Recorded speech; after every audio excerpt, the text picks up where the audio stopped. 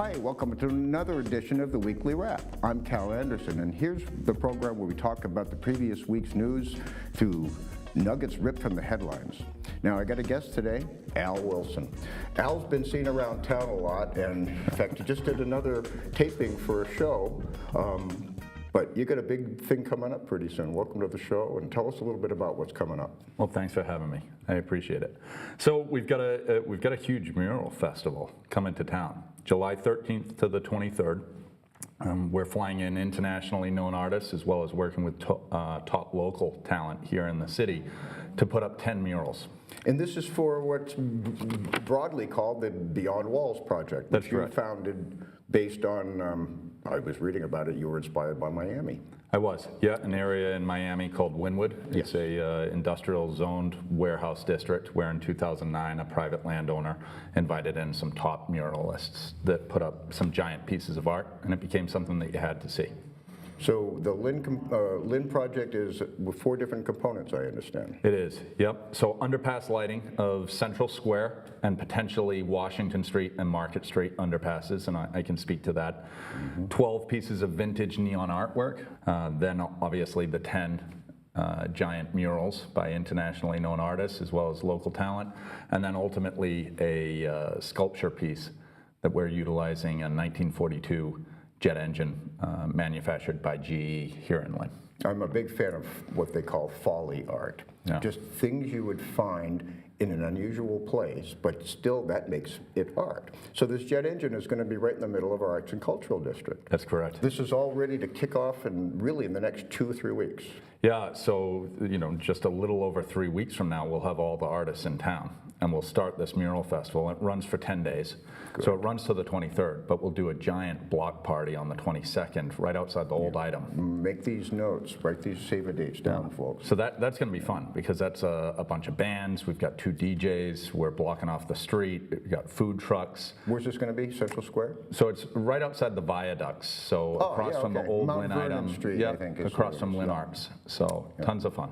So I'm really looking forward to this. It's the last push. They've still got some GoFundMe opportunities if people want to go on and give a little few bucks. I mean, I think the opportunity that's in front of us now, and we've done it based on this community. We had over 1,400 individuals donate from Lynn to this project. Good. We gained some ground through foundations. And then the Painters Union, DC 35, came in with a sizable check. They presented that when we did the lighting ceremony for the 3 pieces of vintage neon that we currently have installed in the city. All told, we hit our goal.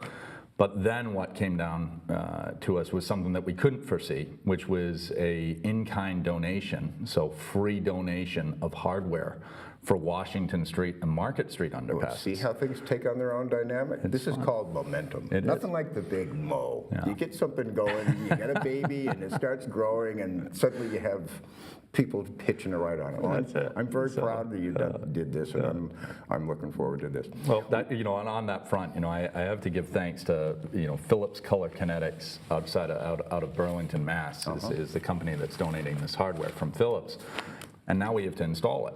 So it raises our goal, our need, by $138,000. So that's what I'm out there chasing right now. Doesn't exist elsewhere in New England or even the tri-state. So should be fun.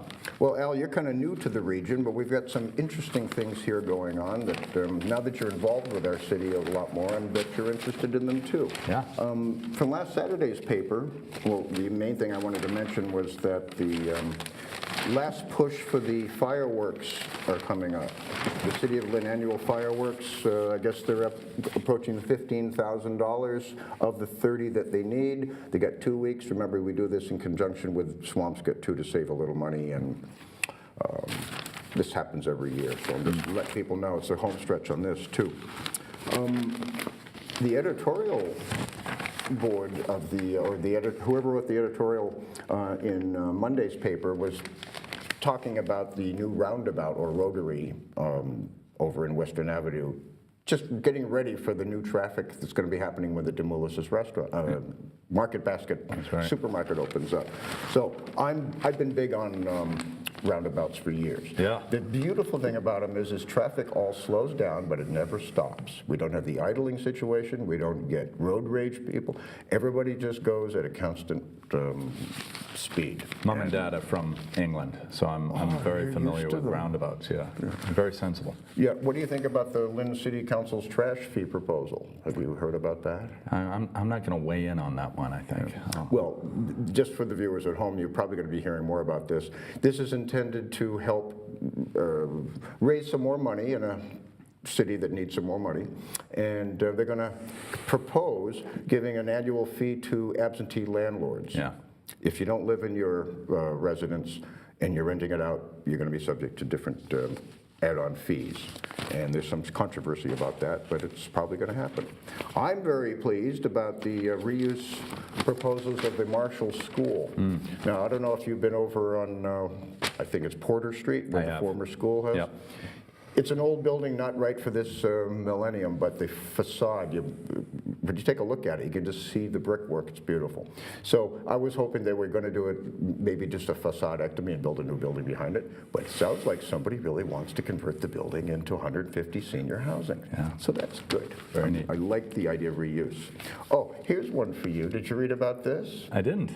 What we got? In Revere, there's a little, we got about 3 minutes left to talk about these, but you notice in scale, here's a human being next to a gigantic chess, and there's a checkerboard there too. Yeah. This is right on Broadway in downtown Revere. They had a little space behind a monument that was not being used, so here's what they did. I see you're smiling. This is right I up think your it's alley. very You neat. like this It's sort very of thing, cool. don't Yep, you? very cool. Interactive art in an urban situation. It's love right up Al's alley. I love it. Let's see what else we got. Oy. You know, this weekend the tall ships are in Boston again, Yeah. so pick your best vantage points, but try to get out and Well, they're up here now. you see them off on the harbor. They're off of Marblehead and then coming down to Nahant. We'll see them going back. Yeah. I think they go back into Boston from here. In previous years, for a few days before, off our coast here, we always just saw all of them lined up, anchored with their lights on. Yeah, very neat. Just because they're getting ready to come in. Let's see. There's some talk about raising the marijuana tax on recreational marijuana that might come back to haunt people, according to some people, because it'll just encourage the black market. Yeah. So the jury's still out on that. This is really raising all kinds of new issues. So I also want to remind people that there's a ceremony of flag burning coming up, and if you have some tattered American flags, you can bring them to Solomini's funeral home on Broadway, and David Solomini has been doing this for years through the, I think it's the American Legion Shoemaker Post. So they're going to be doing it in a few years. It's always done on and about Flag Day, which is the 14th of June. Fantastic program. Great guy. Great guy. So what else we got? Oh yes, second meeting of the Waterfront Master Plan coming up. Yep. So make sure people get in on that. That is June 19th. Next week, my guest is Wendy Joseph, and we'll talk about this a little bit more. It's an event that she's been doing up at High Rock Tower for about, 6 years. This is the 7th year. We do a group reading of Frederick Douglass's speech, 30 some odd paragraphs. It could be 30 people each reading one, but it's grown into a cultural event. There's going to be food vendors, free pony rides, and at 9 o'clock, standing up there, you get the best vantage of the fireworks as well.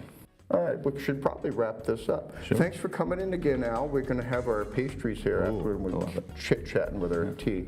But if you watch the show a few times, you know there's a way we close it. I do. So you're on. All right. So Well. why don't you do it? That's your camera over there. Okay.